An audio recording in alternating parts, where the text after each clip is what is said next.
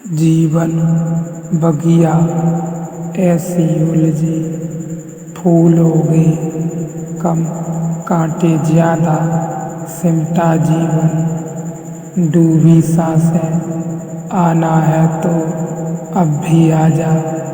यदि आपने अभी तक पिछला अध्याय नहीं देखा है तो कृपया करके पिछला अध्याय देखें, तभी आप इस अध्याय को समझ सकते हैं एवं अपने अंदर इस अध्याय के द्वारा बताए गए कार्यों को प्रयोग कर सकते हैं एवं एक नई ऊर्जा अपने अंदर देख सकते हैं।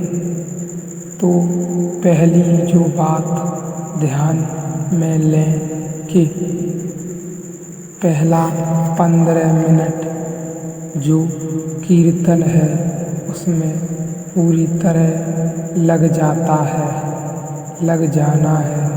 पूरी तरह लगने का मतलब है पागल की तरह उससे कम में नहीं चलता। आँख पर यही रहेगी, आँखें बंद रहेंगी, लोग दूर दूर रहेंगे। यहाँ तो काफ़ी जगह है, अंदर भी काफ़ी जगह है, इसलिए इतने दूर फैल जाना है कि आप पूरे मुक्त भाव से नाच सकें। तो 15 मिनट कीर्तन में नाचते रहना है। फिर कीर्तन बंद हो जाएगा लेकिन धुन चलेगी। फिर उस 15 मिनट धुन में आपको व्यक्तिगत रूप से नाचना है। जितनी भी आपके पास शक्ति हो पूरी लगा देनी है। शक्ति का एक प्रभाव हो जाना है। नर्तक मिट जाए और नृत्य रह जाए, धुन सब कुछ हो जाए, उसी धुन पर नाचने लगे। अगर आप इतनी तीव्रता से कर सकें तो आपको तत्काल पता चलेगा कि आप शरीर से अलग हो गए हैं। शरीर से अलग हो जाने में कठिनाई नहीं है। शरीर से अलग हो जाना एकदम आसान है। पूरी शक्ति लगी हो तो शरीर से आदमी तत्क्षण अलग हो जाता है। यह उसका विज्ञान है। तो पूरी तरह 15 मिनट तो सामूहिक कीर्तन चलेगा, फिर कीर्तन बंद हो जाएगा, फिर सिर्फ धुन रह जाएगी।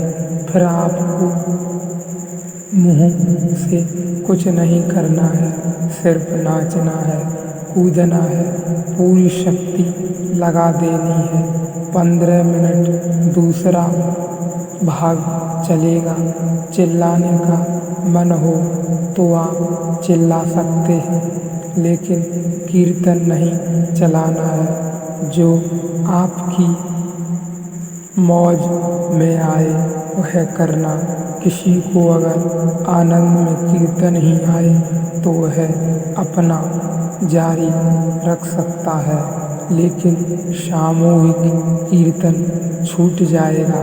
व्यक्तिगत आपको जो करना हो, लेकिन रुकना नहीं है। 15 मिनट आपको पूरी ताकत लगा देनी है। फिर 30 मिनट हम विश्राम करेंगे। 30 मिनट मुर्दे की भांति जमीन पर पड़ जाना है और फिर चाहे सीधे लेटो या उल्टे, आपको जैसी इच्छा हो वैसे लेटें। किसी को खड़े रहना ही अच्छा लगे तो खड़ा रहे, बैठना अच्छा लगे तो बैठा रहे। तो रुकावट नहीं डालनी है, फिर गिर जाने देना है। यदि किसी को खड़े रहने से गिरना आ जाए मुर्दे की भांति तो गिर जाने देना है। उसी 30 मिनट में कुछ सुझाव आपको दूंगा। जब मैं आपको सुझाव दूंगा तो आपको माथे पर हाथ फेरने का, तब आपको पट्टी नीचे सरका लेनी है या ऊपर सरका लेनी है।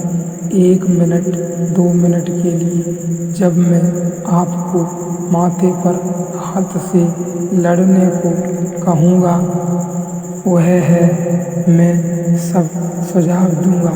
30 मिनट में आपको क्या करना है, 30 मिनट में आप कर लें पूरा तो फिर 30 मिनट में क्या करना है वह मैं आपको कहता जाऊंगा। यदि आप कर लें तो और आपकी यात्रा भीतर हो जाएगी। यह यात्रा हो सके तो ही उपनिषद के उत्तर समझ में आ सकेंगे, नहीं तो चूक जाओगे।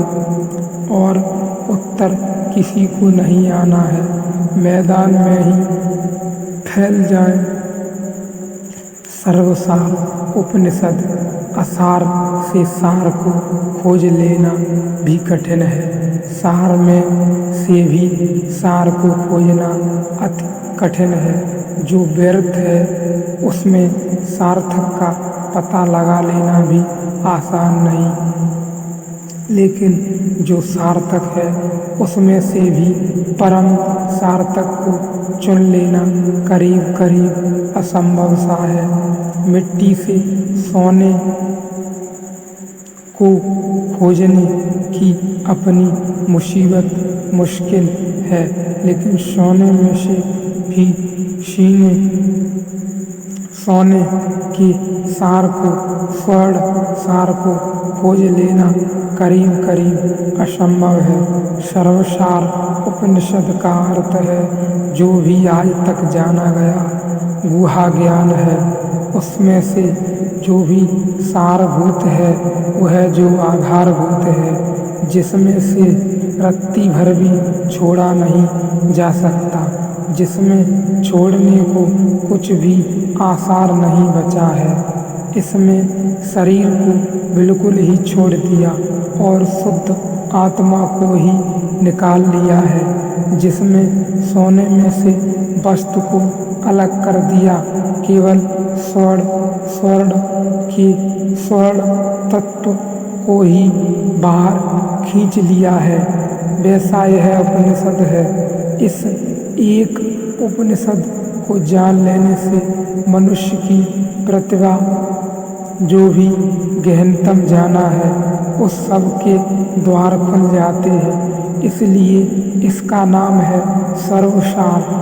खतरनाक भी है यह, ऐसी बात है क्योंकि जितना सूक्ष्म हो जाता है विद्या उतनी ही पकड़ के बाहर भी हो जाती है। सत्य जितना शुद्ध हो जाता है उतना हमारी समझ से दूर हो जाता है। सत्य का कोई कसूर नहीं, हमारी समझ उतनी अशुद्ध है कि जितना हो शुद्ध सत्य उतना हमारे और उसके बीच फासला हो जाता है। हमारी अशुद्धियाँ ही कारण हैं, इसलिए जितना सूक्ष्मतम सत्य है वह उतना ही हमारे व्यवहार में आने योग्य नहीं रह जाता। सर्वसार उपनिषद का प्रवचन 2 प्रार्थना के बाद जिज्ञासा यही है। इससे पिछले अध्यायों में भी उसका ही वर्णन है। प्रार्थना के बाद जिज्ञासा, इससे आगे का अध्याय जल्द ही अपलोड कर दिया जाएगा।